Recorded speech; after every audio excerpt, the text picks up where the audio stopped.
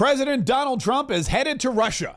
And we know that because that's what Donald Trump said earlier today on his Truth Social. He posted, "I just had a lengthy and highly productive phone call with President Vladimir Putin of Russia. We discussed Ukraine, the Middle East, energy, artificial intelligence," which I believe is just code for Joe Biden. "We both reflected on the great history of our nations, yada, yada, yada, yada. We both believe very strongly in common sense. We agreed to work together very closely, including visiting each other's nations." That means that according to Donald Trump, he's going to go see Vladimir Putin. Vladimir Putin's going to come see him. They're going to have sleepovers at each other's houses. I'm not really sure how that works, but this is a massive step forward in the Russian-United States relationship, and of course the end of the ever so long and expensive war in Ukraine. President Donald Trump held a press conference today, an impromptu press conference, and it was right after Tulsi Gabbard was sworn in as the Director of National Intelligence, and he confirmed, yes, we're going to be meeting with Vladimir Putin. And we're going to be meeting actually, tomorrow they're meeting in Munich, as you know, and we're going to have some other meetings, and I'll be dealing with President Putin largely on the phone, and we ultimately expect to meet. In fact, we expect that he'll come here, and I'll go there, and we're going to meet also probably in Saudi Arabia. The first time we'll meet in Saudi Arabia, see if we can get something done. But we want to end that war. That war is a disaster. It's a really bloody, horrible war. They're meeting in Moscow. They're meeting in Washington, D.C. They're also meeting in Saudi Arabia. They're talking on the phone all the time. I mean, that's really, I guess, how you would begin negotiations with a country like Russia and a president like Vladimir Putin to end the war in Ukraine. And it's not just Donald Trump confirming it. Vladimir Putin was asked by Sputnik if this is actually true. And he said, yes, I'm going to Donald Trump's house. Yes, it's better for us to meet based on the realities of today, to talk calmly on all those areas that are of interest, both the United States and Russia. We are ready. Drink some vodka, but Donald Trump does not drink vodka. He doesn't drink anything but Diet Coke. Donald Trump will have Diet Coke. I will have the. I was embellishing the last part there, but look, you've got two presidents from two major superpowers, both of which are involved in the Ukraine war in some way, shape, or form, and it appears that now Donald Trump is going to bring that to a speedy end. He also posted that he was going to mention this whole conversation to Volodymyr Zelensky. He said, "We have also agreed to have our respective teams start negotiating immediately, and we will begin by calling President Zelensky of Ukraine to inform him of the conversation." Now, I want you to understand exactly what's happening here.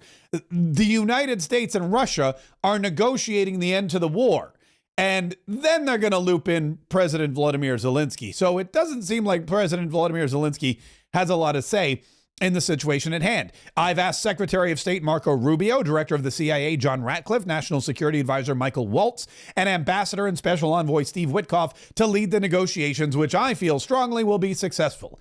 Millions of people have died in a war that would not have happened if I were president, but it did happen, so it must end. And this all comes on the tail of a couple of very interesting assignments, or a couple of very interesting things that have happened this week. First of all, Donald Trump announced that he was sending the Treasury Secretary, Scott Bessent, to the Ukraine to begin negotiations with Volodymyr Zelensky. Interestingly enough, he sent not the Secretary of State, not the head of the CIA, not some kind of special envoy, but the Secretary of the Treasury, meaning the guy who writes the checks, the guy who's in charge of all the money. I believe that Scott Bessent is going to Ukraine, not necessarily to negotiate with Volodymyr Zelensky, but to let him know his credit limit is overdue.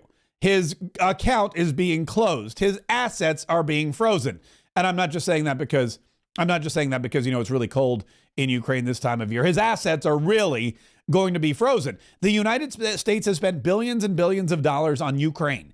They've spent billions of dollars on this war. They've seen their money just disappear into thin air. We have no oversight. There's no record of what happened. There doesn't seem to be any kind of explanation as to where the funds go. And every time that Volodymyr Zelensky picks up the phone or comes to the United States, he leaves with another huge fat sack of cash. Well, with Donald Trump and Elon Musk and Doge and everybody else in charge now, that doesn't seem to be the case anymore. So Donald Trump he's dispatched the Secretary of the Treasury to go tell Zelensky, hey, money's being canceled, so you're going to have to end this war. You have no choice. You have no cash. You'll have no ammunition. You're not going to have any funds. You've got to come to the table now and figure out a way to negotiate peace with us, because without us, you're not going to be able to win. Also, Donald Trump sent Steve Witkoff, his special envoy, to Russia with very strict instructions, and that was to bring home the political prisoner Mark Fogel. And Steve Witkoff did exactly that. I can tell you that the president's direction to me was bring him home. Do what you needed to do to bring him home. Bring him home to his family. And you can see, he stayed up last night to greet him personally. He walked him around, gave him a tour of the White House, brought him into the Lincoln Room.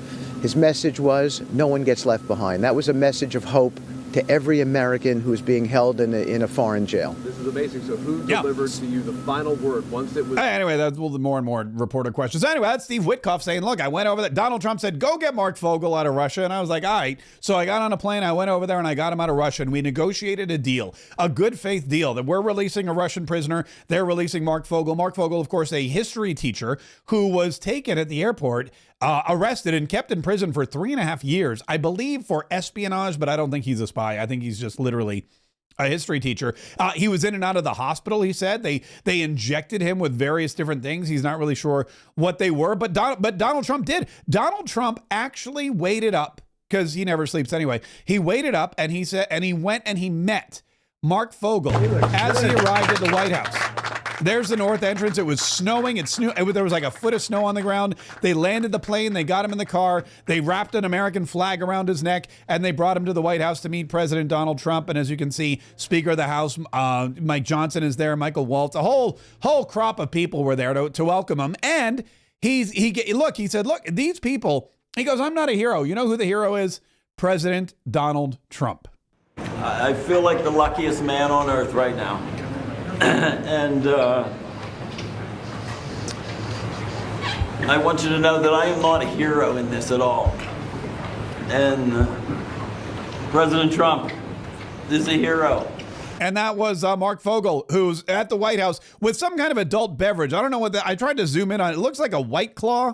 I'm not sure if it's a White Claw or something else, but it's definitely, there's another angle of it. It says iron something. I don't know. He's definitely drinking a beer. I mean, the guy deserves it. He's been in a Russian prison for 3.5 years. He's been in and out of the hospital. He didn't know if he would ever see his 95-year-old mother again. His 95-year-old mother, who was really she was the linchpin in getting him released. She was in Donald Trump's face constantly. She was actually at Butler, Pennsylvania, and was supposed to take the stage with Donald Trump until, of course, he got shot in the head by the assassin. But that was the beginning of the release of Mark Fogel, and now he's here and he's going to see his mom and his family and everything else. But the guy deserves, if he wants a beer, let him have a beer. Let him give him a good taste of America, as long as it's not a foreign beer. He needs something kind of domestic, at least like some kind of. It's better that he has a beer than a White Claw too. No offense to White Claw drinkers, but I just think after 3.5 years in a Russian prison, I feel like there's nothing better than an ice cold can of American beer with the American flag wrapped around. I mean, it looks like a beer commercial. I feel like the luckiest man on earth right now. Yeah, I'm the luckiest man on earth right now. I got the American flag wrapped around me, an ice cold beer, and I'm here next to the President of the United States, Donald John Trump. If you enjoyed even one little second of this video, do both of us a favor. Make sure you like, subscribe, hit that notification button, because we're continuing to create content just like this all the time, and we don't want you to miss any of it. Like, subscribe, hit the notifications right now.